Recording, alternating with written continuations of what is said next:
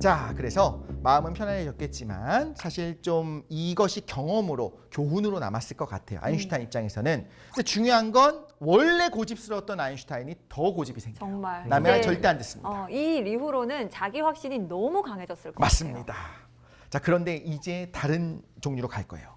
물리학계에서 상대성 이론에 버금가는 지금 현대 물리학의 두 축 중에 하나가 상대성 이론이고 또 하나가 양자역학이에요. 양자역학.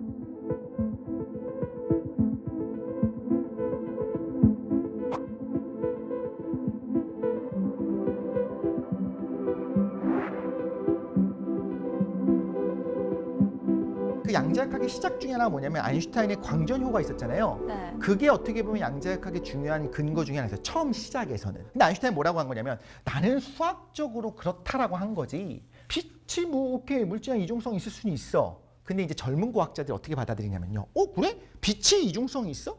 빛이라고 하는 애가 원래 파동인 줄 알았는데 입자성도 있어? 그럼 입자인 줄 알았던 전자도 파동성이 있을 수 있겠네?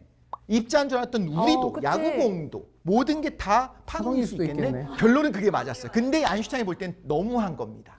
내가 이렇게 말하면 이 정도 받아들여야지. 너무 나간 겁니다. 보어라든가 그때 젊은 과학자들은 뭐라고 이야기를 하기 시작하냐면 저기요 형님 지금까지 실험의 결과들을 보니까 원래 우리 우주가 그래요. 입자와 파동이 원래 둘 다 가지고 있고 원래 그냥 그런 거예요. 그리고 좀 어려운 말을 하자면 슈레딩거의 방정식이라고 하는 것이 관측을 하면 깨지거든요.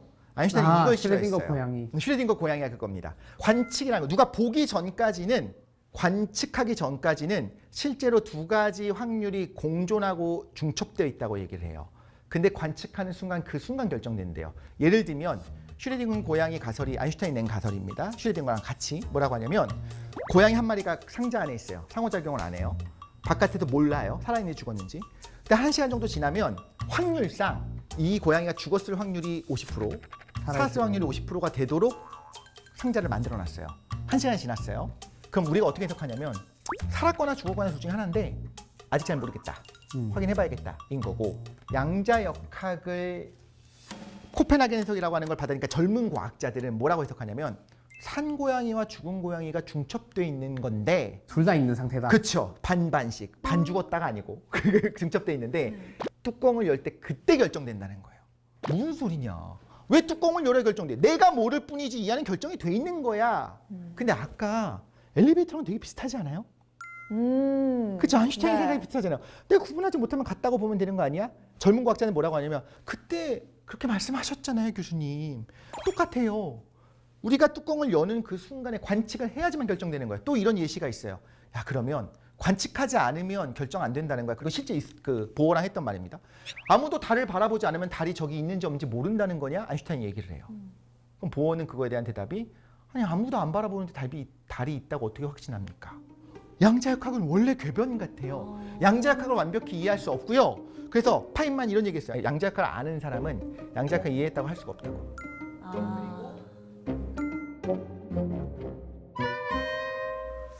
진짜 세상이 원래 확률로 움직이는 걸까요? 누가 관찰해야지만 까꿍하면서 있는 거야 라고 그때 결정되는 걸까요? 아니면 무언가 이론이 알고리즘이 있는데 우리가 아직 모르는 걸까요? 아인슈타인은 끝까지 후자라고 생각했어요. 아인슈타인이 그 순간부터 이제 이걸 가지고 토론을 시작합니다.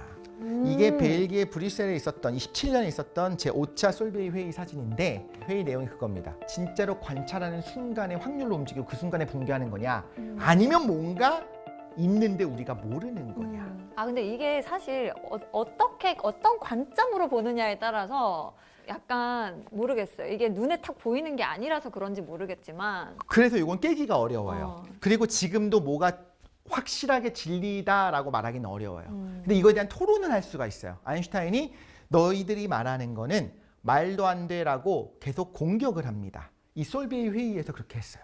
회의에서 발표를 합니다. 아인슈타인이 젠틀한 사람이에요. 네. 와갖고 후배들을 망신 주고 싶지 않으니까 네. 와갖고 후배님 그 말이 맞다면 이런 모순이 생길 텐데요? 라고 탁 던져요. 그럼 이제 보어가 그 말을 듣고 가갖고 고민을 하고 자기 이제 젊은 사람들이랑 같이 야 아인슈타인 형님이 이렇게 물어봤는데 이거 어떻게 해야 되냐? 어떻게 대답할 수 있을까? 그 사고 실험을 깨기 위해서 막 설계합니다. 그다음 다음날 아침 식사 자리에서 어제 말씀하셨던 그거는 이거인 것 같아요라고 얘기를 해요.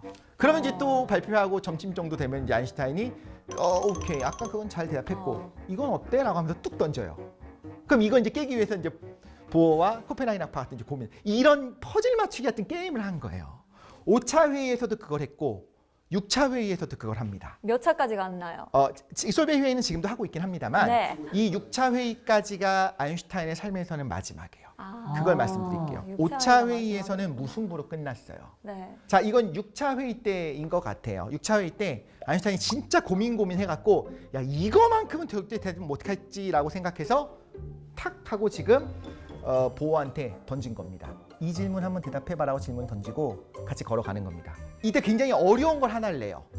그러니까 저 때 표정을 보면 아인슈타인 좀 여유가 있고 이거에 대해 대답해 보시지? 약간 그쵸, 이런 그쵸. 느낌. 그런 것 같아요. 이제 보어는 이거 좀 어려운데 교수님 근데 말입니다. 막 이러면서 이렇게 좀 따라가는 느낌 있잖아요. 다음날 아침에 보어가 반박을 성공적으로 하는데 뭘 가지고 성공적으로 하냐면 아인슈타인의 상대성 원리를 교수님의 그 상대성 이론 생각 못 하셨나 봅니다. 그거에 의하면 요건 설명이 됩니다라고 훌륭하게 방어를 해요. 상대의 이론을 가져왔군요. 네, 상대방의 아인슈타인 이론을 이론을 깬 거죠. 가지고 와서 반박을 했다. 그쵸. 나를 반박하면 내 이론을 반박하는 게 그런 거죠. 어. 그리고 그 이론은 맞는 거고 이미 네. 맞는 증거들이 있었고 그리고 이때쯤 되면요 아인슈타인이 포기를 해요. 수많은 젊은 과학자들이 이미 이쪽이 맞는 쪽으로 가고 있고 아인슈타인 선생님을 보면서 선생님 왜 저러시지? 좀 받아들이지 이게 맞는 것 같은데 이런 분위기로 가고 있었던 거예요. 아인슈타인이 저 때부터 마지막 웃음이라고 했잖아요. MGA 말 한 통에 대화를 포기합니다. 이때부터 과학계에서 사실상 사라집니다.